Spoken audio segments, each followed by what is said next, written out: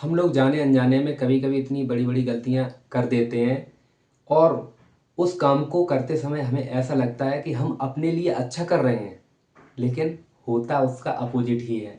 जैसे हम लोग सुबह सुबह पेस्ट लेकर ब्रश पर दांतों को साफ करते हैं। एक्चुअली हमारे दांतों में कुछ लाभदायक जीवाणु रहते हैं। ये लाभदायक जीवाणु हमारे लिए नाइट्रिक ऑक्साइड उत्पन्न करते हैं, जो हमारे सर्कुलेटरी सिस्टम को हेल्दी बनाए रखने में महत्वपूर्ण भूमिका अदा करते हैं। ये बैक्टीरिया हमको हानि नहीं पहुंचाते हैं, ये एक सिम्बायोजिम के रूप में रहते हैं। सिम्बायोजिम अर्थात सहभागिता के रूप में। इन जीवाणुओं को हमसे क्या लाभ है? हमसे लाभ है कि वो हमारे शरीर के अंदर, मुंह के अंदर आवास बनाकर रहते हैं और भोजन प्राप्त करते हैं। और हमको इन जीवाणुओं से क्या फायदा है? हमें नाइट्रिक ऑक्साइड मिलता है। अर्थात एक दूसरे को लाभ पहुंचाते हुए एक दूसरे के साथ रहना सिम्बायोजिम कहलाता है। जब से जीवधारी जीव जंतु या मनुष्य अस्तित्व में आया, तब से ये हमेशा से साथ रहते आ रहे हैं, इसलिए ये हमें नुकसान नहीं पहुंचाते हैं। अब इन जीवाणुओं को नुकसान ना पहुंचे, इसके लिए हमें केवल अपने दंत मंजन को बदलने की आवश्यकता है। जितने भी केमिकल युक्त दंत मंजन है, जिनमें हानिकारक रसायन है, उनको अवॉइड करना है।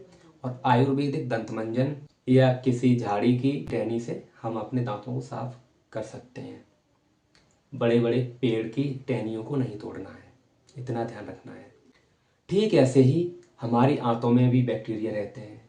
ये इनकी क्वांटिटी, इनकी मात्रा लगभग 1.5 किलो से 2 किलो तक होती है।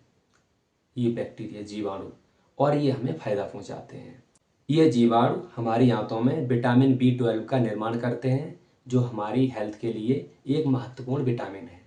ये जीवाणु भी हमारे साथ सिम्बायोसिस के साथ रहते हैं, हमें किसी प्रकार की हानि नहीं पहुंचाते हैं। और इसके अलावा ये बहुत सारे अन्य जैव रसायनों का भी उत्पादन करते हैं, जो हमारी हेल्थ के लिए लाभदायक होते हैं। इसलिए इन बैक्टीरियाज को बनाए रखने के लिए हमें कुछ सावधानियां बरतनी होंगी। जैसे हमें पैकेज्ड फूड अवॉइड कर देना चाहिए।